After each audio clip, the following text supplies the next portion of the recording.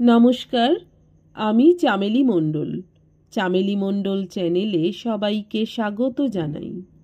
আজকে আমি আশাপূর্ণা দেবীর লেখা উপসংহার গল্পটি পড়ে শোনাবো আপনাদের। আশা করছি গল্পটি আপনাদের বেশ ভালো লাগবে। শুরু করছি আজকের গল্প উপসংহার। কোর্ট হইতে ফিরিয়াছি, কোর্ট খুলি নাই। গৃহিণী আসিয়া উত্তেজিত রুদ্ধ কণ্ঠে কহিলেন, শুনেছ তোমার ছাত্তরের কীর্তি? উত্তেজিত হওয়া তাহার স্বভাব ধর্ম, কাজেই বিচলিত হই না। গম্ভীরভাবে ঘাড় কাত করিয়া জানাই, শুনিয়াছি। শুনেছ? কি শুনেছ শুনি? স্বর সন্দিগ্ধ। গম্ভীরভাবে বলি, এই হতভাগা বেয়াক্কেলে ছোঁড়া বুলিকে ছাপা শাড়ি কিনে দিয়েছে। এইখানে একটু পূর্ব ইতিহাসের আভাস দিতে হয়। এই বাড়িখানা 3 তলা, কিন্তু আমাদের বৈষ্ণব চূড়ামণি বাড়িওয়ালা বোধ করি ত্রিনাদপি শুনিচেন নীতির অনুশাসনে নিজে বাড়ির অধম অংশটুকু দখলে রাখিয়া উত্তম মধ্যম 2 অংশ ভাড়াটেদের বিলাইয়া দিয়া বসিয়া আছেন। মাসের 2রা তারিখের তুচ্ছ ব্যাপারটুকু ছাড়িয়া দিলে বাস্তবিক এমন মহানুভব ব্যক্তি কোথায় মেলে? নিজের গুণকীর্তন করিব না।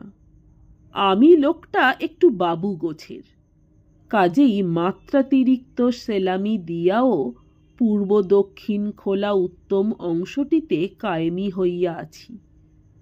দোতলায় আগে ছিলেন একটি মাদ্রাজি ভদ্রলোক, কিন্তু স্যান্ডউইচ হইয়া থাকাটা বোধহয় তাহার বেশি দিন পছন্দ হইল না, কাটিয়া পড়িলেন। সম্প্রতি আসিয়াছেন এক বাঙালি পরিবার, এবং বিপদ এইখানেই। তাহার দিগ্গজ ছেলেটি আসিয়াই আবিষ্কার করিয়া বসিল, আমি নাকি সুদূর অতীতে তাহার শিক্ষকতা করিয়াছিলাম। সত্য হইতে পারে, কিন্তু সুশিক্ষা যে দিই নাই সে কথা বলাই বাহুল্য। কারণ একজন নবীন উকিলের প্রাইভেট টিউশনির প্রাইভেট খবরটা একজন পদস্থ উকিলের নাকের সামনে ধরিয়া দেওয়া বুদ্ধির পরিচয় নয়। কিন্তু কি করিব, আমার একান্ত অনিচ্ছা সত্ত্বেও সে আমাকে মাস্টার মশাই বলিয়া ডাকিতেছে, এবং পূর্ব সম্বন্ধের সূত্র ধরিয়া আমার ছেলে মেয়েদের টফি কিনিয়া দেওয়া হইতে শুরু করিয়া সিনেমা দেখাইয়া ছাড়িয়াছে। কাজেই ছাপা শাড়িটা আমার অনুমিত। বলা নিষ্প্রয়োজন গৃহিণী এসব পছন্দ করেন না। শুধু ছেলেদের হইলে কথা ছিল না, কিন্তু 13-14 বছরের সমর্থ মেয়েকে পরের ছেলে আদর দেখাইতে আসিবে, এসব সাহেবিয়ানা তাহার অসহ্য। এই তো সেদিনও এমনি বাড়ির চৌকাঠে পা দিয়াছি। গৃহিণী আসিয়া কহিলেন, শুনেছ তোমার ছাত্তরের আক্কেল? বুলিকে বায়োস্কোপ দেখাতে নিয়ে গেল। বুলিকে? শুধু একলা? না, একলা নয়, মন্ত্রী খোকা আর দেবুকেও নিয়ে গেছে সঙ্গে। তবে আসল উদ্দেশ্য বুলি তো। বিরক্ত হইয়া বলিলাম, আসল উদ্দেশ্যটা বুঝলে কি করে শুনি? নেকা বলিয়া একটু গুঁড়ো হাসি হাসিলেন। সর্বাঙ্গ জ্বলিয়া গেল। বলিলাম, তাই যদি বুঝলে তবে যেতে দিলে কেন? বাহ, একেবারে 4খানা টিকিট কিনে এনে হাজির, না বলি কি করে? হ্যাঁ, তাই যদি বুঝতাম আমাকে শুদ্ধ যেতে বলছে। অবশ্যই আমি কিছু আর যেতাম না, তবু বললে সৌষ্ঠব হতো কিনা। বুঝিলাম গুরুপত্নীর বেদনাটা কোথায়। যাহারা স্ত্রী পুরুষের সম্বন্ধের দ্বিতীয় কোনো অর্থ খুঁজিয়া পায় না, তাহারা নিজেদের ফুরাইয়া যাওয়ার কল্পনায় হিংস্র হইয়া ওঠে। কিন্তু থাক সে কথা। সেদিন বাজে খরচের অজুহাত দেখাইয়া ছেলেটাকে একরূপ নিষেধই করিয়াছিলাম। অর্বাচীন ছেলেটা আবার বোধ করি নূতন কি উপদ্রব করিয়াছে। না, ব্যাপার তা নয়। আমার পাকা ধানে মই পড়ে নাই। ছাপা শাড়ির উল্লেখে গৃহিণী নাসিকা তুলিয়া কহিলেন, যা হয় বললেই হলো। ছাপা শাড়ি আবার কোথায় শুনলে? আর দিলেই আমি বুলিকে নিতে দিতাম কি না? প্রেজেন্ট করার সুখ ঘুচিয়ে দিতাম বাছার। আর তাও বলি, বুলি ছেলে মানুষ, না হয় দিলি এটা সেটা, কিন্তু ওকে দিতে গেলি কোন সাহসে? দস্যি বিধবা মেয়ে, রূপের দিকে চাইলে ভয় করে। তাকে তোর প্রেজেন্টও করার কি দরকার? বুঝিলাম গোল বাঁধিয়াছে বাড়িওয়ালার বিধবা ভাইঝিটিকে লইয়া। বেচারা বাড়িওয়ালা 22 বছরের ধাড়ি মেয়েকে অনেক কষ্টে একটি বিপত্নিক ভদ্রলোকের স্কন্ধে চাপাইয়া স্বস্তির নিঃশ্বাস ফেলিয়াছিলেন। আর ফন্দিবাজ মেয়েটা কিনা বছর না ঘুরিতেই আবার জ্যাঠার সংসারে জাঁকিয়া বসিল।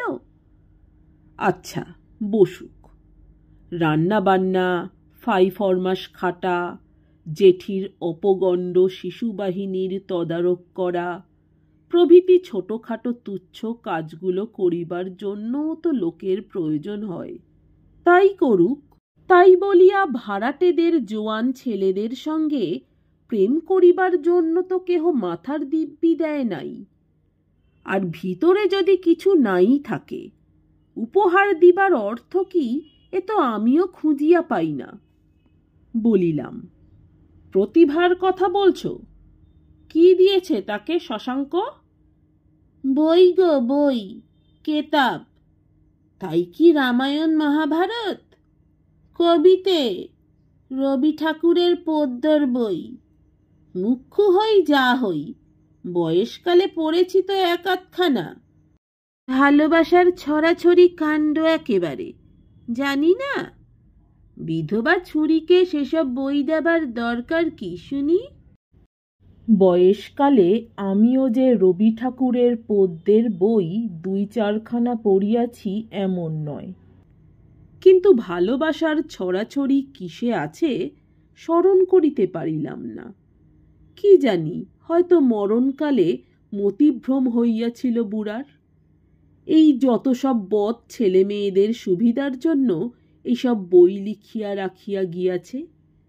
প্রশ্ন করিলাম, দোতলা যদি একতলায় নামিয়া প্রেম নিবেদন করে, 3 তলার কর্ণগোচর হয় কি রূপে? শশাঙ্ক কি সাক্ষ্য রাখিয়া উপহার দিতে গিয়াছিল? প্রেয়সী সবিস্ময় দৃষ্টিতে প্রতিপ্রশ্ন করিলেন, বলো কি গো, এসব কথা আবার চাপা থাকে নাকি? শুনলাম বিদুষী সুন্দরী বুঝি দোতলায় এসে ছোঁড়ার মাকে মাসিমা মাসিমা করে বই চাইতে আসে হামেশাই। তোমার গুণধর ছাত্তর তাতেই একেবারে দয়ায় গলে গিয়ে 5খানা বই কিনেই দান খয়রাত করে বসেছেন। এখন পড়বি তো পর, বাড়িওয়ালা গিন্নির হাতে সেই বই। শুধু দিয়ে আশ মেটেনি। কি না, প্রতিভা দেবীকে স্নেহ উপহার। কেন রে বাপু, স্নেহ করবার আর লোক পেলি না? ভদ্রলোকের বিধবা মেয়েকে গিয়েছি স্নেহ করতে? এই যে বুলি টুলিকে এটা সেটা দিচ্ছিলি, আমরা কি একটা কথা বলেছি? হাজার হোক আই বুড়ো মেয়ে। আর এ দেখে একেবারে বাড়িওয়ালা গিন্নি ধেই ধেই করে নাচছে। দেখিলাম স্নেহ প্রবাহটা বুলির উপর হইতে সরিয়া গিয়া অন্য খাতে প্রবাহিত হওয়ায় বুলির জননী আশ্বস্তর পরিবর্তে বরং ক্ষুব্ধ। হায় নারী চরিত্র! দেখি যে মন্ত্রী খোকা খেলা ফেলিয়া যুগপৎ পিতামাতার মুখপানে চাহিতেছে। বোধ করি ভাবিতেছে ইহারা এরূপ অর্থহীন কথা কহিয়া কি সুখ পায়? কিন্তু অর্থহীন ব্যাপারের অর্থগ্রহণের চেষ্টা বয়স্কদের চাইতে শিশুদের প্রবল।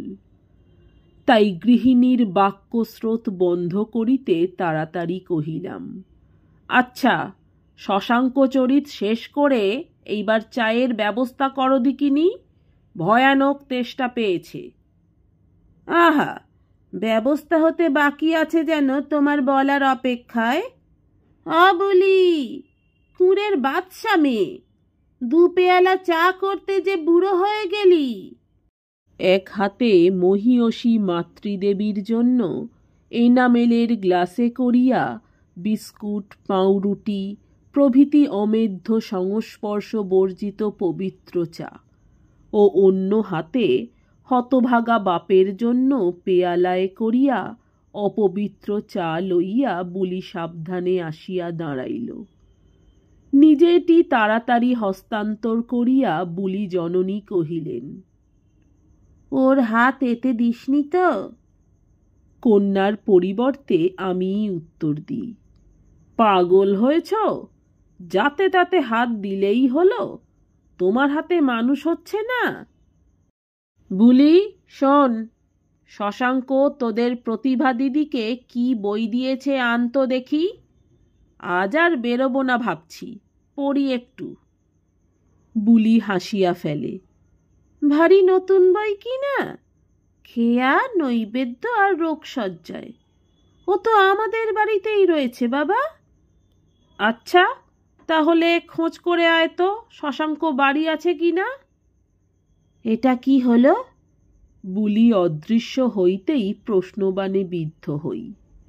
কিছু না, হতভাগা ছোঁড়াকে একবার চাপকে দিই, এইসব অশ্লীল বই কিনে ভদ্রলোকের মেয়েকে উপহার দেওয়ার শখ মিটুক। এতটা বোধ করি আশা করেন নাই। সন্দিগ্ধ স্বরে কহিলেন, ঢং। কিছুক্ষণ পরেই নিচের উঠান হইতে ডাক আসিল, শচীন বাবু, শুনুন একবার। বাড়িওয়ালার কণ্ঠস্বর, এই যে শচীন বাবু, বসুন, প্রাইভেট কথা আছে একটা। অবশ্যই ঘরের কেলেঙ্কারি, বলবার নয়, তবে হারামজাদা ছোকরা আপনার ছাত্তর বলেই বলছি। সুদূর অতীতের সেই শিক্ষকতার অপকর্ম স্মরণ করিয়া নিঃশ্বাস ফেলিলাম। বলিলাম, বলুন। এই গিরিনবাবুর ছেলে যে কাজটি করেছে, মানে বাড়িতে শুনেছেন তো? এতে বাছাধনকে কোনো রকমে আইনের পেঁচে ফেলা যায় না? অবাক হইয়া বলি, আইনের পেঁচ? উকিল হইয়াও অবাক হই। হ্যাঁ, মানে শুধুই কি বইয়ের কথা বলা যায়? ধরুন 2-1 ব্যাপার যোগ করে, বুঝছেন তো, মানে জব্দ করা আর কি। গিরিনবাবুর কথাই ধরুন না, বাপু তোর ছেলে না হয় 5টা পাশই করেছে, মোটা মাইনের চাকরি একটা জোগাড় করেছে, তাই বলে লোকের ঘরে আগুন দেবে? সমঝে দেওয়ার দরকার তো। বলিলাম, চায়ের পেয়ালায় ঝড় তুলে মন খারাপ করছেন কেন? যেতে দিন ওসব কথা, মেয়েটিকেই বরং ডেকে বুঝিয়ে দিন, যাতে দোতলায় আসা যাওয়া না করে। আমার চাইতে 10 গুণ অবাক হইয়া সকণ্ঠী বাড়িওয়ালা কিছুক্ষণ বিমূঢ়ের মতো চাহিয়া থাকিয়া তীব্র কণ্ঠে কহিলেন, বুঝিয়ে দেওয়া? বলে কয়ে বুঝিয়ে দেওয়া? বলেন কি মশাই? মেরে ওর হাড় মাস আলাদা করিনি আমি? বড় হয়েছে তো বয়ে গেছে, তা বলে? শুনিবার ধৈর্য বজায় রাখা কঠিন হইল। গিরিনবাবুকে নোটিশ দিন না, বলিয়া চলিয়া আসিলাম। লাট সাহেব, স্বরটা অস্ফুট হইলেও কানে আসিয়া ফুটিল। দিন 2 পরের কথা। ফিরিতে সন্ধ্যা হইয়া গিয়াছিল। বাড়ি ঢুকিতেই গৃহিণী বিলম্বের হেতু অনুসন্ধান রূপ মহৎ কার্যের পরিবর্তে উত্তেজনারক্ত মুখে কহিলেন, শুনেছ কাণ্ড? কহিলাম, কি, দিন দুপুরে মেয়ে চুরি? শুনেছ তাহলে? কোথায় শুনলে?